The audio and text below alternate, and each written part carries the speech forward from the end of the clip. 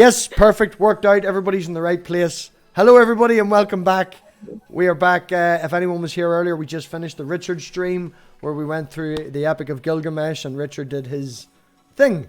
Again, if anyone has a few spare pound, in the description for Angie Dale. Her house got hit by a tornado yesterday. She has no house. So if anyone can spare a few pound for that, that would be great. Tonight our guest is Maddie from Science Side Up. She runs a science YouTube channel. Lots of backgrounds. I'm not even going to be able to start and say what you've got. So Maddie, if you want to introduce yourself, let everybody know what you do, what you've got, and yeah, do your thing. Okay. Hi team, I'm Maddie. So I have, I like MathPig said, I have a small, I've got a science YouTube channel, Science Side Up, where it's pretty devoted to science communication. I try to talk about like complex, big topics in science in a way that's accessible to people who like maybe haven't had the opportunity to do science their entire adult lives, like I have. So I've got a pretty diverse background, actually. My resume is really, really fucking weird for a scientist. My bachelor's is in math and earth, atmospheric, and planetary sciences from MIT. Then I ran off and I joined the Navy, and the Navy had me teach nuclear physics to young men and women who were going to go operate nuclear reactors on submarines and carriers. So I got to make sure that they knew what fission was before they control nuclear reactors. And then after that, I am now in a graduate program. So I got my master's about a year ago, and now I'm in the PhD program for meteorology at the University of Oklahoma. And I specifically study interactions between Arctic sea ice and then the Arctic Ocean and the atmosphere and stuff like that. So if it has to do with like geophysics or math, I'm your girl. And I've got a pretty good background in like nuclear and planetary science too. So taught at nuke school, not just went to nuke school. Well, Momma, she does climate scientist now at the minute. She has a wee bit of a background in astrophysics, but she's a climate scientist at the minute. So icebergs and melting, I'm sure she's, I wouldn't say it's up her field, but yeah, it's definitely what she does. Somewhat. Yeah, nobody... yeah. Go on ahead, Maddie. Go on ahead.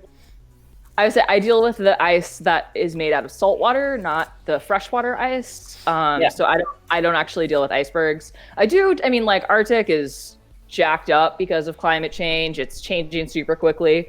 But yeah, so I don't deal with freshwater ice or things on land. I just deal with... Most people don't know the difference between like the icebergs and the polar ice caps and shit like that. It's fine. We have to pay attention to it, but otherwise nobody gives a fuck. So it's not just frozen water then. No. Yeah, frozen freshwater versus frozen saltwater matters lots. Because when the frozen freshwater melts, it desalinates the ocean, and that's a big issue. And it also adds water content to the ocean. So when sea ice melts, it's not going to cause Miami to no longer exist. When the like Greenland ice sheet, which is a freshwater, when that melts, then we're going to like not have an eastern seaboard. Yeah, pretty much. Maddie, I usually start with asking people, considering especially all the stuff that you have going on and all the studying that you're doing, what the hell are you doing running a YouTube channel as well? You know, like I don't sit still well. Fundamentally is I don't sit still well. No, I started a YouTube channel. Actually, the channel that inspired. See, I don't sit still well. I'm fidgeting as we talk.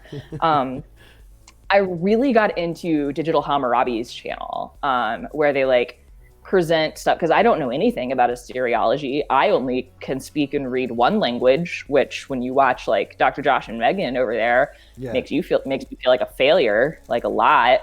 But I'm like, no, they're doing a really great job of taking their field, right, and what they are experts in, and making accessible to people who haven't had to people like me, who like I find it super fascinating.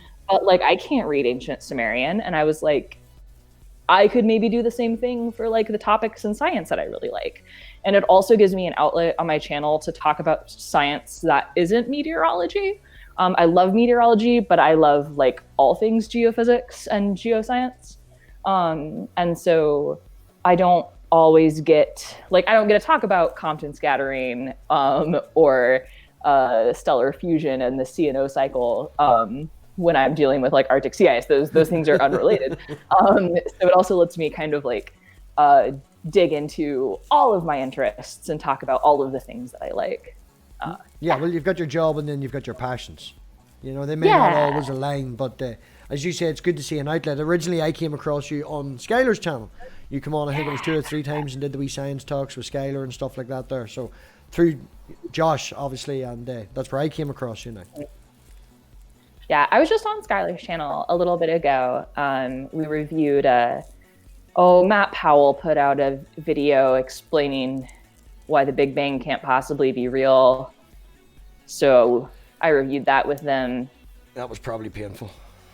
I actually had a conversation with Matt Powell about the Big Bang. There's no fucking point. So there's not, and he doesn't even like. He still doesn't get that. He still misquotes the first law of thermodynamics, and it makes me so upset. That's my trigger. That's really, that fucking drives my head away when people get that wrong. It's the easiest one. It's not that hard. It's not that complicated. And matter and energy are.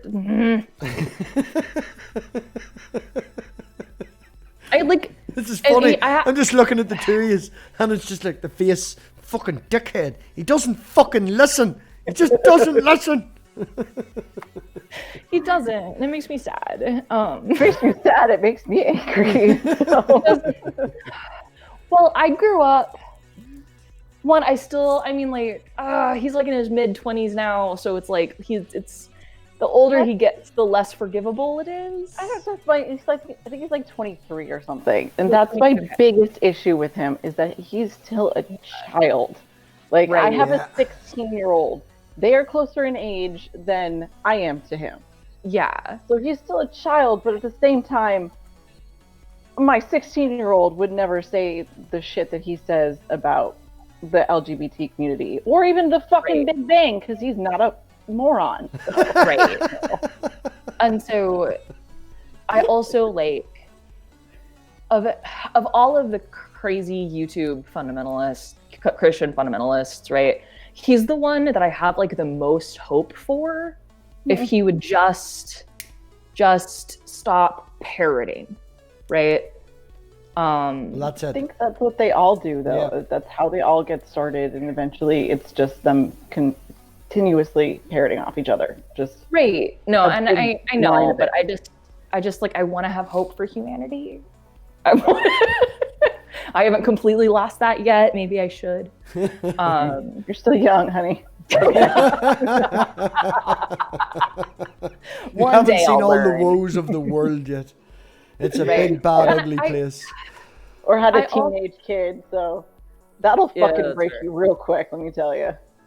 Yeah, teenagers are lovely. The worst. Teenagers, well, I distinctly remember the day that I realized I no longer could relate to a teenager, right? I was like, I was at like a family function, and my cousin, who was like 17 at the time, and I would have been in my early 20s, I would have been college age, but like 22 or 23.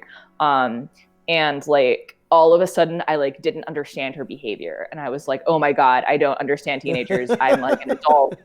But I also, just bless their little hearts, because they're like, new things are happening in their brains than have ever happened before, right? There's more developing up here, newer and faster, right, than since they were a newborn. And so there's a lot to process, and they don't have any of the any experience or anything to like filter that through.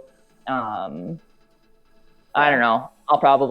I don't have kids. I just have a geriatric dog. So when I moved from BBC Radio 1, anyone in the UK, Dave will back me up on this. I moved from BBC Radio 1 to BBC Radio 2. That's how I knew I was old. When I stopped listening to BBC Radio 1, it was like, that music's shit. BBC Radio 2 is quite good. That's how you know you're getting old over here.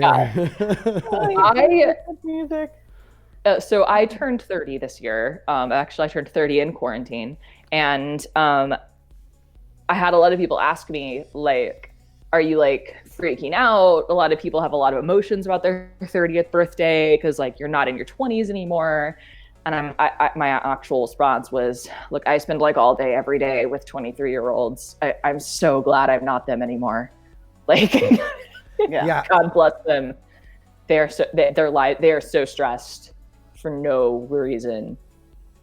More so now than what we would have been. I don't know if that's us being, good old days and all that there, but the internet does cause an awful lot more stress for kids these days, especially for validation and things like that. And I've seen things that, what used to be a hormonal response for outrunning a fucking tiger, you now get if someone likes your page on Facebook, and then when you don't get it, your body craves it, and you end up in depressive states. You're only fucking 13. Get up.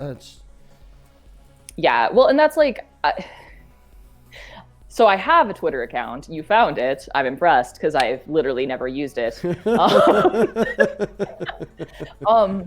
But yeah, like some of so me. That was funny. It was like, I found your Twitter, and it was like, yeah, I'll send you a message on Twitter. I don't have a Twitter. You clearly do. It's in front of me. Yeah, I said I didn't have a Twitter. What I meant was I literally never use Twitter. I don't even have the app on my phone. Yeah, no. I made an account because I thought that would be a good idea. I don't know why I thought that would be a good idea. Twitter seems fucking stressful. And that's like, I've suggested to some of the like younger grad students in my program who get super stressed out about Twitter. And I'm like, dude, just like turn it off. Like, don't go on it for a day. And they look at me like my head is on backwards. But most of the people in my program went straight from undergrad into grad school. So I really am like an old fart for a first year PhD student because I'm 30. Still making the effort though. Still actually putting the effort in. A lot of respect has to be put forward for that. It's not like them books behind you, maybe half of them there are to look cool. I'm sure you've read some of them. I've read, these are mine and my husband's books put together. So any of them that are mine, which is probably about 2/3, I've read. Anyway, what is they're not really. I know, as you mentioned earlier that there's the job and then your passion that you followed. Was that always from a kid? Did you always know that you wanted to be a scientist, or did you love animals as a kid and think veterinary school was great? Or I wanted to be a fighter pilot in the Navy. That is what I wanted to do. I wanted to fly F-14s and to land on carriers. And that's the story of how and why I hid the fact from my parents that I had asthma for like 3 years when I was 12. Because you can't be a fighter pilot if you have asthma. No, actually, I like everything. I also write creatively. I've gotten some really lovely rejection letters from some short story magazines.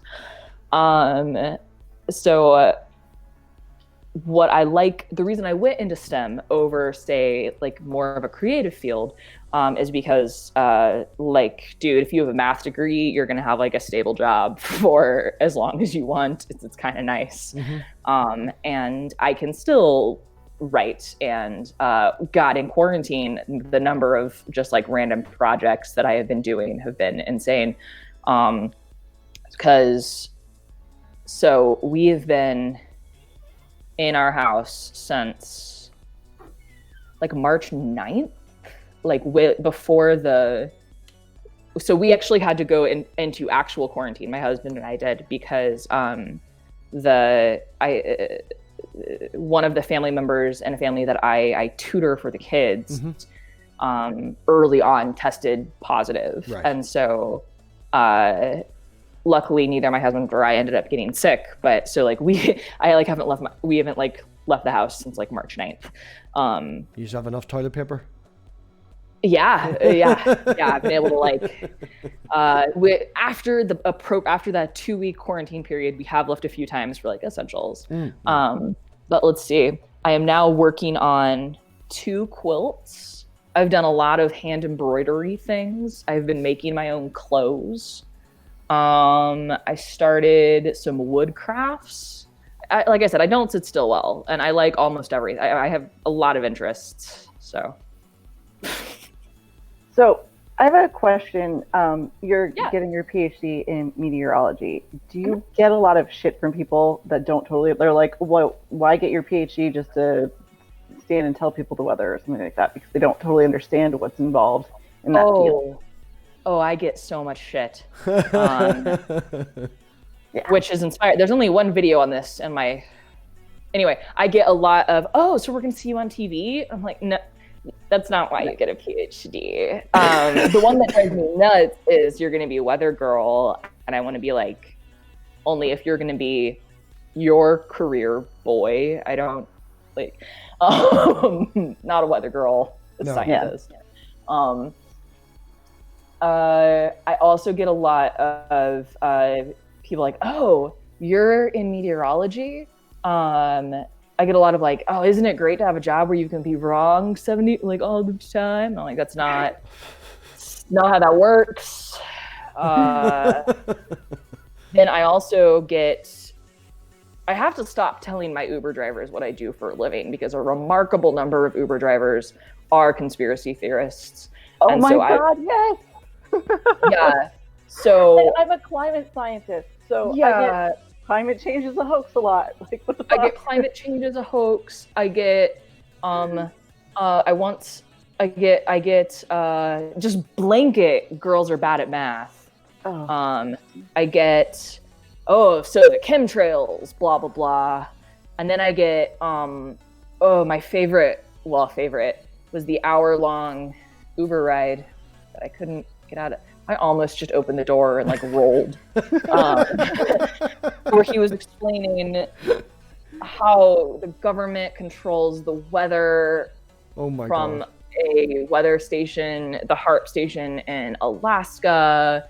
And I'm like, that's not really a thing that we can do though. And he's like, no, you should look it up. And I'm like, YouTube. I'm getting a degree in it though. So I get those a lot. Weather does attract conspiracy theorists a lot. It is making for some fun content, because I got a friend to do a response video with me to like controlling Hurricane Dorian. You should totally record them hour-long drives with the Uber driver as content. And I need to. But then you'd have to listen to it again, and that might just might make me throw up a little bit. Yeah. As you mentioned earlier, you get a lot of girls are no good at math. Do you find in the high science fields that it's very misogynistic and it's a male-driven world, so to speak? So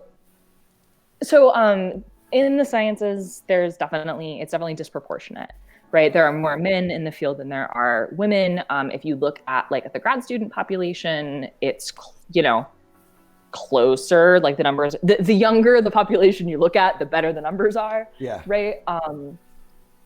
I decided a very long time ago that I like science and math, and math is way worse. So meteorology, from my experience and the program that I'm in, is the least misogynistic program I've ever experience I've had in my adulthood life. Good. Right. I am very used to being the only girl in the room, and I had to decide, even in high school, that was something that, if I want to do math and science, that I have to want to do that enough to put up with being the only girl in the room. And I like math and science enough that I will put up with being the only girl in the room, and I'll deal with the challenges that come with that. I very rarely experience open, blatant sexism. There are sometimes some comments, but I mean, I was in the Navy for 4 years, so I've got a really thick skin. And I learned a lot. I learned in that time how to handle it when people are the open, blatant sexist, It's good to be at that stage, but it's a shame that you have to go through it to get there, though. Yeah, I mean, it's a shame and it's not fair, but it is how it is, And again, I want to be in this field enough to put up with it. And I can try to make it better for, you know, the girl that comes after me. Yeah. But I don't know. I sound kind of defeatist about this, I think, sometimes. But, like, you know, professionally, the percentages are going to be what they're going to be. Those aren't going to change for me. I'm not going to ever not be in a male-dominated field. I can help make it easier for younger women to get involved. I can help engage younger people in STEM, get them excited about it. And the only advice I would say, unsolicited advice for young women, or really in anyone, when you find yourself the only one of you in the room, is pick your battles, and if you pick it, win it. Yeah. Yeah. In terms of what you decided to focus on in meteorology, how did you come upon that exactly? So I'm a little weird in meteorology. So out in Oklahoma, severe weather is the thing that everybody wants to study, right? People want to study supercells and tornadoes and severe weather, right? And we're incredibly good at that. Our weather tries to kill us all the time. But what I really like is the math of geophysical fluid dynamics. And I know that sounds, I'm probably the only person on the planet that would say that, but I love it. I love geophysical fluid dynamics. And so in terms of like fields inside of meteorology, I wanted to go somewhere where there was a lot of open ground that hadn't been touched. And Arctic weather is a very new field. So you can kind of ask big questions about like fundamental dynamics of systems, right?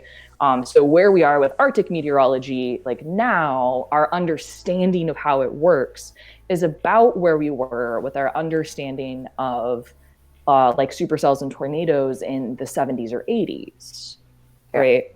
And so what I like about Arctic meteorology is that there's a lot of space to play and ask big questions and kind of, you know, and I can play around with some fun math because there's not a set way to do things. So I chose Arctic meteorology really because of the freedom it gives me to explore, as opposed to a field that's, I don't want to say like saturated, because there's certainly a lot of progress to be made in severe weather prediction or things like that. But there's a lot of people working on that, right? So I always like to go to where there's not as many people working on the project or on the problem. Valid. Having the big questions unanswered probably in the research would get you more money as well, considering that people would, you know, it's not that it's been checked 50 times before. Mm-hmm. Yeah, it helps. Arctic research is one of the National Science Foundation's, that's where they want to, for geophysics, that's where they want to spend money, Arctic over other things. So it is pretty easy to get funding. There is money there, which is nice. Because you find in certain fields of science, you know, maybe not necessarily the fact that it's been done to death, but again, mentioning Digital Hammurabi and stuff like that, the HAPS fund that they do and trying to get money into students and money into research to actually get to these points where we can find these things out. Like, right, and that's not a problem that I run into in specifically inside of meteorology. Yeah. Well, that sort of ruins the question I was going to ask, is like, do you have a perfect passion? If money was no object, what would you go into? It's like, I'm already doing it and money's not a problem. So yeah, sorted. It's kind of nice.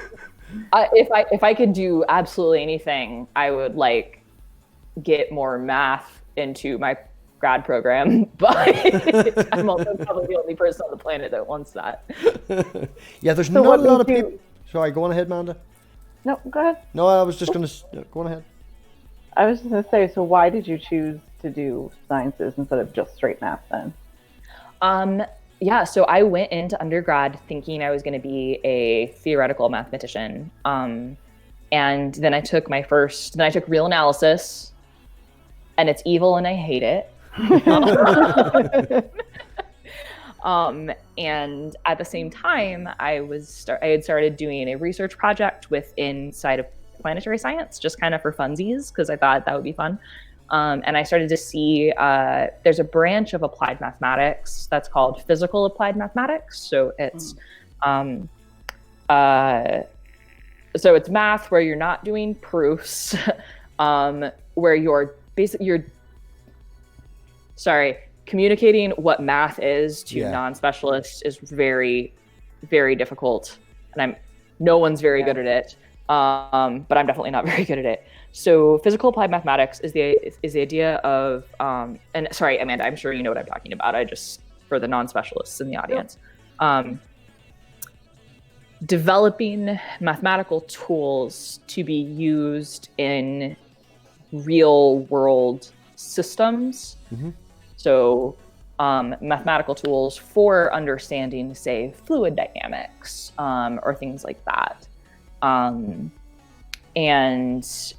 I found that I really, really love the intersection of applied math, kind of through research projects and different classes that I took. I really like the intersection of applied math and geoscience, and meteorology and atmospheric sciences in general is a really beautiful place where those two things come together, the applied math and the geophysics. If anybody is in the audience doesn't realize the love that they can hear in your voice for this sort of stuff. No, but it's so much fun. It is. So the name's MathPig, but I'm nowhere near the level that you used to are at. Don't get me wrong. I'm a fucking mechanic. I did at one stage want to. I did 1 year at Queen's University. I was hoping to do astrophysics. That was where I was going, but life and all that shit. But really, you can hear that, and math is everywhere. People don't understand that there's so much math with absolutely everything. You're watching now, and the COVID, and all you can hear is people shouting, "Flatten the curve, flatten the curve." Where do you think that came from? Graphs is all mathematics. All these things have to be found and worked upon, and we would be fucked without it. There's a lot of intersection when I got my climate science degree with us and the atmospheric sciences department. So, I get that sort of. Gotcha. Didn't get with climate science. There is a lot you take from different disciplines, and I had the physics background, which comes with the math itself too. But you don't really need so much math with climate science. It's not the same as getting your astrophysics degree. It's a lot softer of a science, but you have the meteorology aspects, and you have chemistry and physics and fucking all the disciplines. It's a pain in the ass, but the atmospheric sciences, remember having a lot of the same classes as them, so I do remember that. Some of it from then. Well, what's interesting about going to a school where there is such a big focus on weather timescales, right? So what do we do about the weather that happens, on the course of days, right? And what's really cool about my grad program is that we share a building with the National Weather Center. We're in the National Weather Center. So we share a building with the headquarters of the National Weather Service. And we have NOAA inside our building with the National Severe Storms Laboratory. And so there's a lot of focus on remembering that with meteorology, it's science, but it's science with the purpose of protecting life and property. That's the mission of the National Weather Service. And so that's actually the thing I really like about meteorology is that there aren't that many fields in science and kind of in hard sciences, which is what I really like. Where that your work can actually have a positive impact on human beings. And so I like that. I really like that about the field. I love planetary science. I love astrophysics. But one thing that did draw me away from those to study is that I think those things definitely like benefit humanity in general, but that's not quite the same thing as like, hey, if we can give people more of a heads up for tornadoes, then they could be safe. Yeah. You know? Pretty much So word for word whatever Momma says, and you ask her why she left astrophysics and went to climate change as well. It's the, you know, finding a lot of people in the community want to help, and that ability that you can take your job and help, you know, as you say, for worldkind with physics and all that there, it would be great to find dark matter and figure out what all that stuff is. But yeah, 12 years time, 15 years time, we need a planet to actually be here to do that. And yeah, I like breathing. yeah, breathing's good. You would think people would, but they just don't seem to care at the moment, so fine. You mentioned NOAA, just so everybody knows, it's the National Oceanic and Atmospheric Administration. Correct, yeah. Just making sure. No, I've said this, I'm sure everybody in the chat knows this because they've heard me say it a million times, but you haven't, Maddie. So, I mean, astrophysics will always be my first love, but I do more in climate science, so, you know, yeah.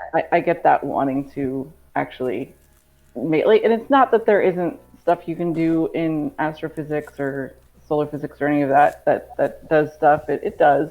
There's especially things in the future, theoretical things. There's lots you can do. It's just I feel like I'm doing something that's important now, I guess. So yeah, no, I understand that, and I definitely think that like we need people studying dark matter. We need people, you know, finding exoplanets and doing really cool stuff, and all that's really cool. And we definitely need people that are doing that. That's just, but that breaks down to like, it turns out there's a lot of different fields of science, and everybody's gonna find their own niche for their own reasons. Yeah, somebody posted something the other day that was like complaining about all the money that NASA or the government is putting into NASA to fund the shuttle program and stuff, but we could have put that into climate change, and like it kind of pissed me off because there's just, I mean, aside from the fact that there's a lot of shit that, you know, we learned in that NASA has brought to us that we can implement in climate change science, it's just, it is ridiculous. There's you know, how many millions of dollars a year, billions of dollars a year do they put into finding erection pills for people and shit? It's wherever the money comes from, there's always going to be, it's going to be allotted around at some point. So yeah, well, I hate it when people hate on NASA, because stuff like, I couldn't do the research that I do without satellite data. The Arctic, there's not people up there, and it's just a big ocean, and the center of it's frozen. So I don't have, that's what surprises some of my colleagues who study, you know, weather in the United States, where I'm like, guys, I don't have radar data. I don't have weather stations sending up weather balloons twice a day. I have a satellite that passes by twice a day. And that is all of the data that I have. And if I didn't have, but we have a reliable satellite record going back to 1979. So we can actually only study Arctic weather from 1979 forward, because that's when satellites, you know, and if we didn't have reliable, so for the audience, again, I'm sure you know this, so the Arctic is warming at twice the rate of the rest of the planet. That has mostly to do with the ice albedo effect. So ice is shiny and likes to reflect light. And when you lose ice that's shiny and reflecting light, all of a sudden you're absorbing a lot of light. So you get warm faster. It's the ice albedo effect in 30 seconds or less. Thank you. Very well done. Way better than I could have done it, though. But there's also things that NASA bringing on. A small, like a wee factoid I always think is very good, especially working in the garage field that I work in, is impact wrenches. Them battery powered impact wrenches. They were developed by NASA because there ain't no battery sockets in space. And now every single garage across the world, even at home, people have these things in their hand, and the technology that's developed for the program, not only the program itself, does eventually trickle down. And you know, as I say, being a mechanic, there's a guy standing in front of you with an impact wrench, and it's like NASA made that. You shut your mouth. That's super cool. I didn't know that. That's awesome. Yeah, and so like there's so much value to putting a lot of really smart people at solving really hard problems, and you don't really you don't always know what you're going to get out the other side. Yeah.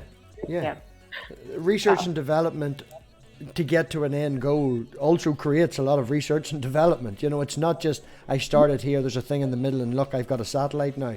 You have to, all this new technology has to be invented, has to be, you know, thought up, and right, we did it this way, that was shit, we lost a weather balloon, we did this way, fuck, we lost a satellite. It's all learning, and you know, the amount of satellites up there at the minute that are fucked too, that's a disaster. Big garbage bin up there. Yeah. But Oh yeah.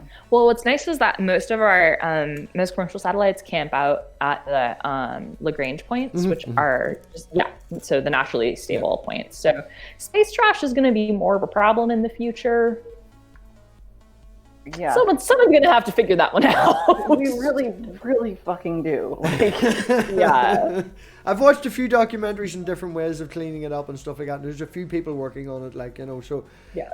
there's a lot more now that I find, especially in the sciences and in research and stuff like that. Like, you look back to the 70s, and as much as the fossil fuel companies and still run everything, you know, with their money now, there was an awful lot of them being able to actually suppress, you know, research and suppress things to keep cigarettes going, to keep lead in your cars and things like that. And it is, as bad as it is, it's a lot more liberal now than it would be. It's peer reviewed, and you get a lot more fucking stick for it. It's like, oh, it's fine, it kills people, but it's really good at this. It doesn't matter, it kills people. I went to America once, and watching your adverts for medicine is insane. If the adverts, Isn't it gross? if it's a 3-minute ad, so it's bad. one about what it does for you and two about how it kills you. Yeah. but regardless, we shouldn't be going to our doctors and asking for specific prescriptions. That's crazy. That's why we have doctors and pharmacists. So, It's a Well, very- and one of the so Mathpig, this is a super fun thing about the pharmaceutical industry in the U.S. you may not be aware of. So your insurance, right, will subsidizes medication, right? But usually they have some formula that's like, for medication X, right, we will pay out Y dollars per year, right, to subsidize that. And so a lot of those advertisements for medicines that are trying to get you, the patient, who is being viewed as a consumer, and it really just like the dark side of capitalism way, are being encouraged to ask your doctor, no, I want this specific medicine, right? When often it costs more, right? And so you end up running out of that insurance money after a couple months, right? And so now they won't pay for, your insurance company isn't obligated to pay for your medication for that condition for the rest of the year.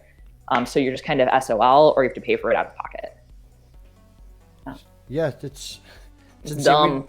It's It's real dumb. It's very Dumb stupid over system. here. We even have, like, I seen an advert, I can't remember whether it was a written advert or on television or something like that, but, you know, we can obviously get paracetamol and things like that from the doctors and get it prescribed if you've got this, that, and the other.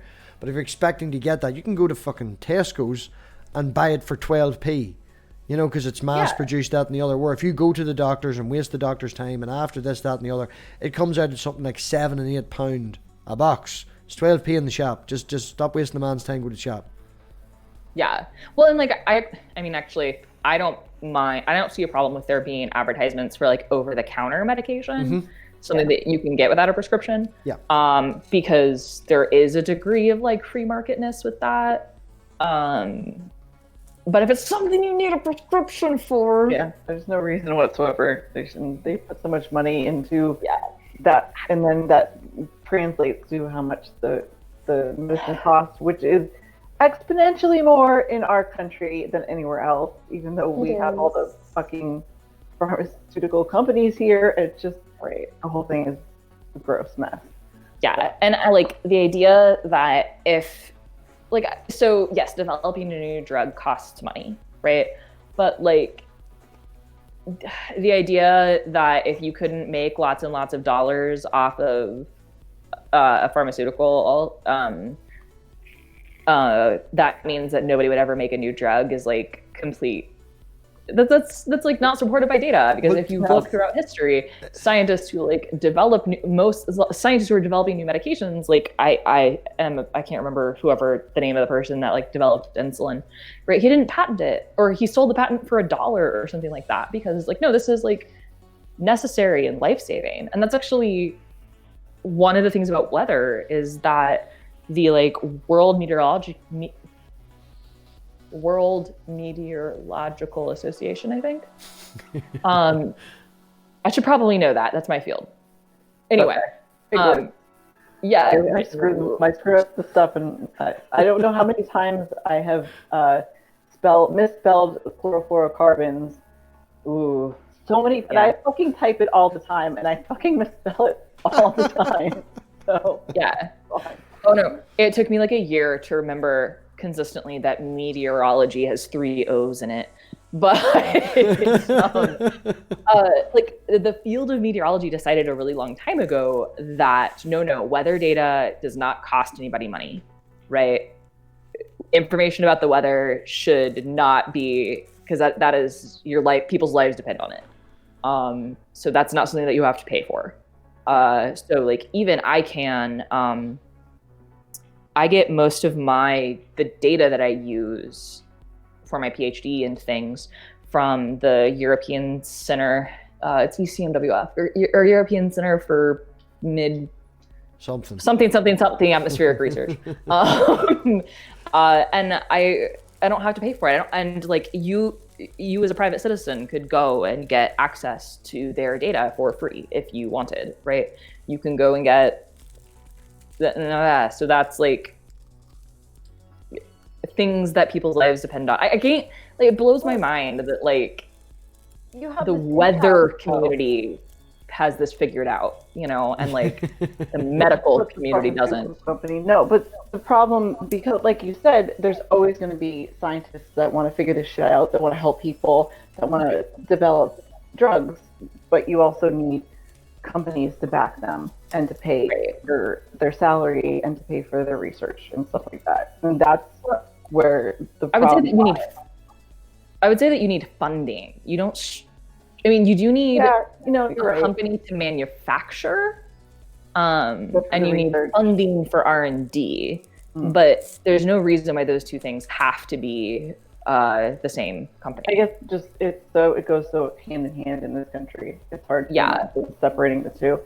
So. Right. But I mean, like the NIH, there's a separate funding agency just for medical research, a government funding agency just for medical research, National Institutes of Health, right? And like I funding for my research comes from the National Science Foundation, that, and actually some from the Navy, the Office of Naval Research. They care about when they can send their ships through the Arctic, so they like to pay for Arctic research. Strategically positioned. Yeah. Or rather, they care when other countries can send their ships through the Arctic. Considering the amount of money that the American military has, it really does drown out NASA, though. Oh, yeah. And every branch of the military has their own space program. Plus, we have a space force now, too. Great. That's totally real. That. Oh, my God. What's actually kind of weird about that is that space... We already decided who is in charge of space, right? And that is the Air Force. The Air Force is in charge of air, space, and cyberspace. That's what they're in charge of. That Navy in charge of the water, in charge of salt water. Army and the Marines get to split the land. That's what we're responsible for. I just feel like there was this day when like Trump was in the Oval Office playing with some fucking like little Rocket Men figurines, and somebody came in. He's like, "I think we need a space force." This came up in my head because there's no other fucking explanation for this. Other than... Is it bad that in my head he's like, it's important for this that it's a bubble bath and there's a lot of bubbles so you can't see anything. He's in a bath, but the plane with toys. Yeah. So we can guess you're not a Republican then, Maddie, no? No, I'm not. I am a proudly registered independent. As it stands, would you have voted for Bernie if he had got through, or are you going to vote for Biden, or are you conflicted, or anybody but Trump? Anybody but Trump. I'm not conflicted about that. And I think there are times when who your president is matters a whole lot, and right now is one of those times. Right, probably for the first time in his presidency. This is a time when who the actual president is really, really, really matters. Yeah. Right. I really wish he had not won in 2016. That's my opinion. But I don't want to unnecessarily catastrophize, right? Because we've had bad presidents before. We've had, incredibly racist presidents before. We've had incredibly misogynistic presidents before, right? I do think Trump is a bit of a unique package of all of those things together at once. Amanda's face says it all. She's like, yep. Yeah, and the fact that there are more sexual assault accusations against Trump before the election than there were ever against Harvey Weinstein. That makes me sad for the country that I live in. Not that that people would still vote for him, with that knowledge, and I believe he's this fucking super religious guy or something, which I don't get at all. Actually, okay. It's because it's a good base to take votes from. I kind of get it. Have you ever read or looked into prosperity gospel? Oh. Yeah. Yeah. So, okay. Got a little obsessed. There's a great book from a divinity professor at Duke. It's called Blessed, and it is a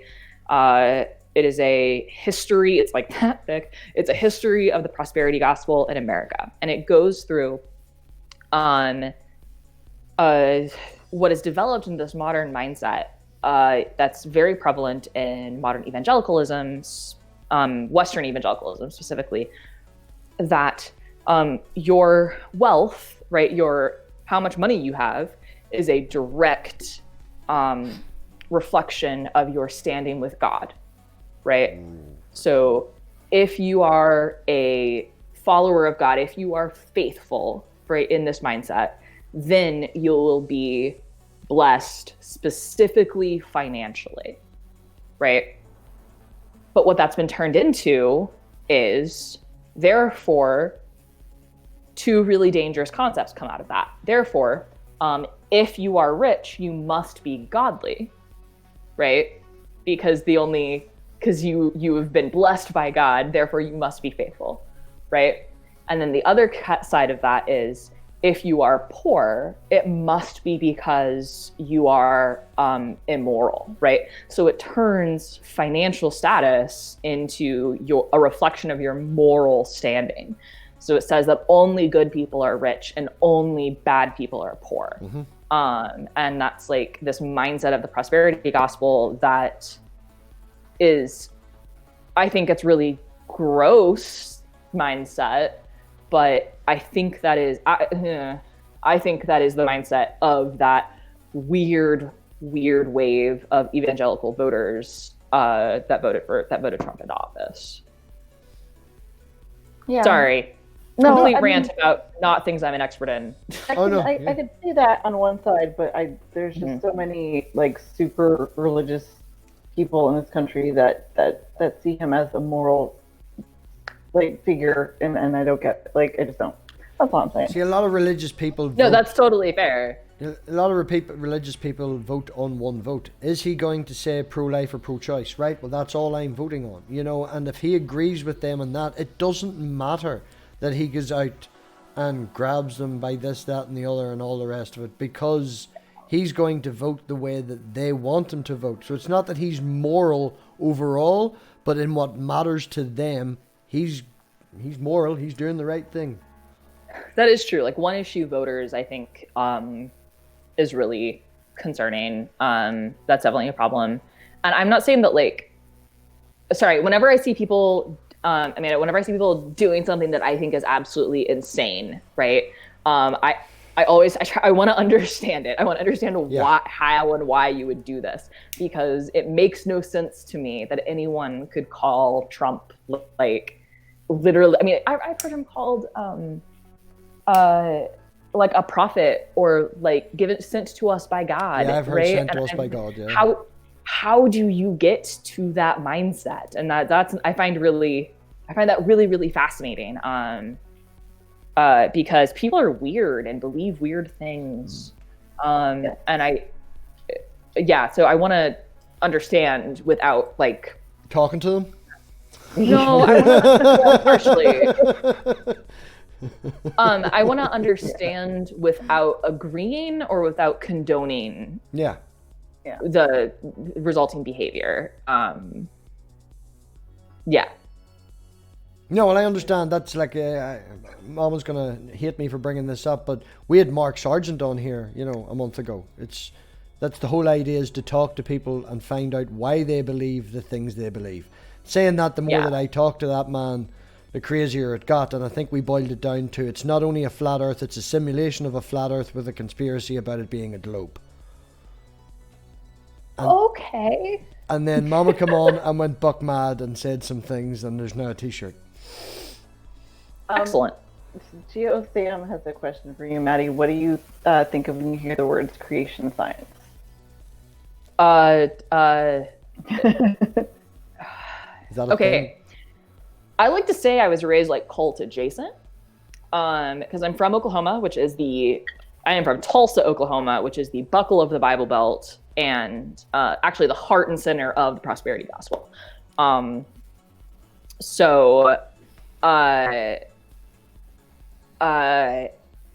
God. The first word that came to my mind, Geosam, is those are antonyms. Right. And because I am a person of faith. I am a Christian. I am Episcopalian, which is MathPig, just a rebellious Anglicans. And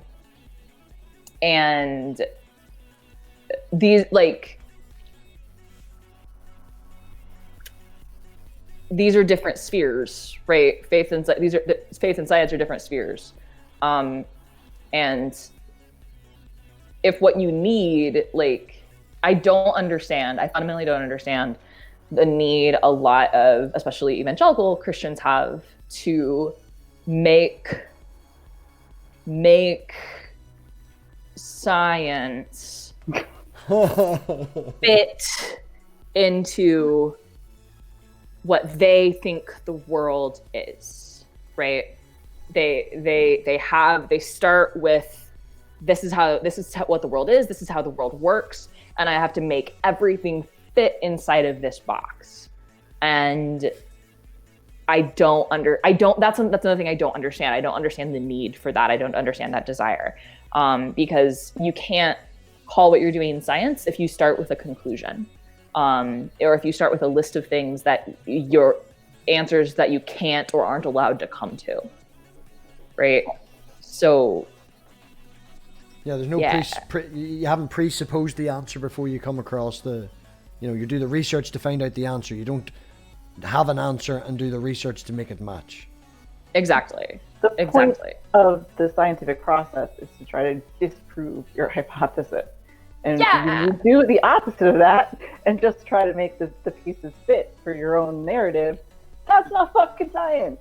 Sorry. That's not science. That's not how it works. And God, yes, it's difficult to get a paper published in a respectable peer-reviewed journal. It should be. Your science, your work has to be good to get in. And even then, people are going to read it and respond to it in their papers and tell you why your ideas suck. Yeah. And 20 years from now, we'll figure out who was right, right?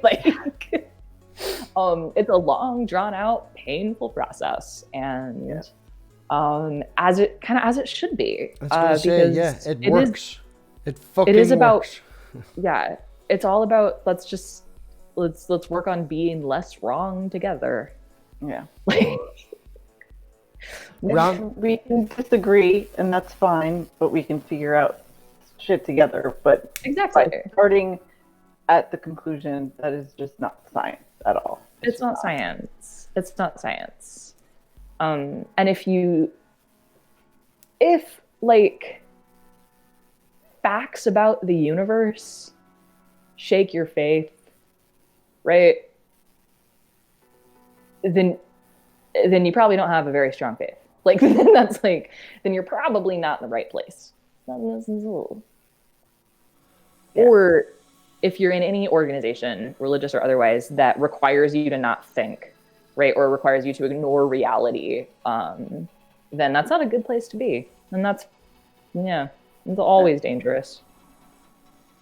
Randolph in the chat has asked if you could randomly reach behind you and grab a book. He would be interested to see what randomly that you read. Okay. Hold on, I gotta get my headphones out. Yeah, make you run around. You like to be fidgety.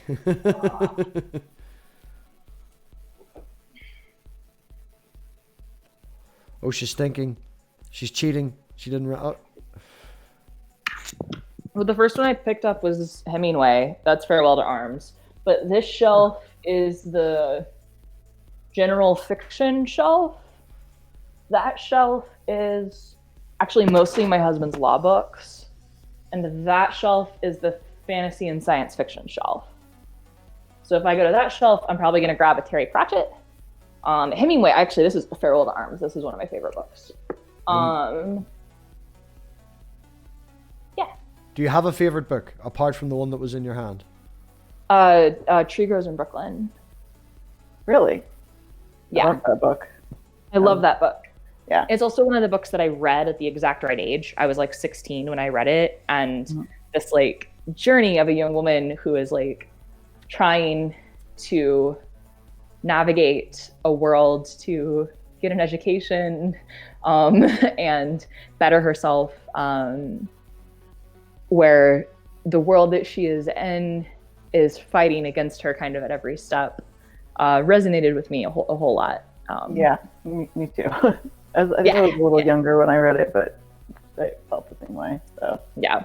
I always quote Jim Dodge, Stone Junction by Jim Dodge, and it's something very similar. A fella loses his mother at a young age, and it's growing up and his education and how he moves through life, and yeah, it's reading at the right age certain books and things like that. It is quite good. I can agree with you in that. Like, another book that really, really resonates with me is actually Terry Pratchett's The Hogfather. That's actually quite funny, Maddie, because all going well, I set the website up today, so there's mathpig.com, and the new email address is going to be hogfather@mathpig.com. Oh my god, when it's Christmas, can we have like a Hogfather reading party? Oh yeah, or there is a movie. Anyway. There's actually also a Hogfather cider that you can get over here. It's about 7.5%. Knock the balls, you. It's quite a popular name, but yeah. No, we're not roasting me, Dave. We're not roasting me. Right. Maddie, if you are still cool to hang about, we will open it up and bring a few people in, if that's cool with you. Yeah, just let me go grab a beer. Yeah, perfect. Okay, I'll be right back. Perfect, we see you soon. And yeah, okay, right. She's going to go get a beer. So that's Maddie. She's away to get a beer. After party. We'll see you soon. Oh, I fucking posted the wrong fucking thing. There we go. After party links in the chat. I'm all alone here. So everybody, thank you very much for... Oh, she's back! So Maddie, before we move to the after party, do you want to say bye to everybody and let everybody know who you are? Oh, okay, sure. Hi team. So if I would love it if you would go check out my channel, Science Side Up. My goal for this year is to hit 1,000 subscribers. So I would love your help with that. I'd love to be able to monetize my channel and actually be able to like invest money into it. I'm a grad student. And actually look forward for tomorrow is going to, I started doing some interviews with just scientists and specifically like younger scientists in different fields.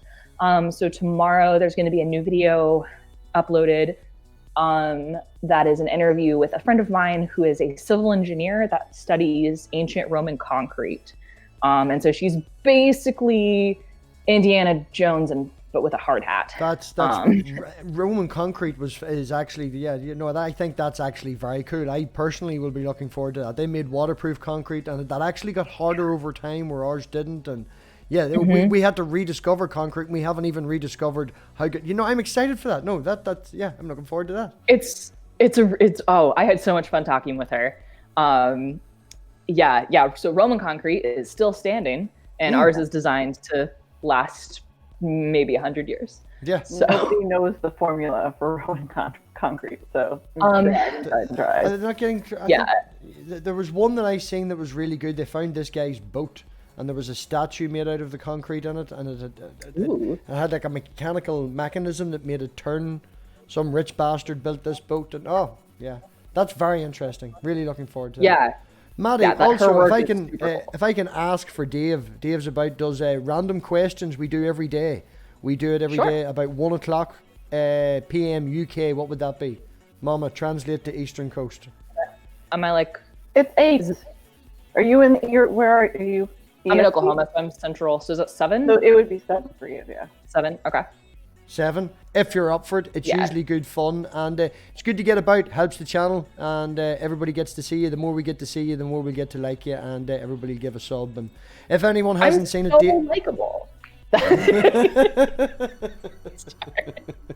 Love me or we will kill you. We will hunt you down. We are scientists, and I have access to satellites. Right, well, on that note, everybody will move over to the after party. We'll be back in 5 minutes. And everybody, thank you very much for coming. If it wasn't for everybody watching, it wouldn't be fuck all. So appreciate it, and we'll oink and out.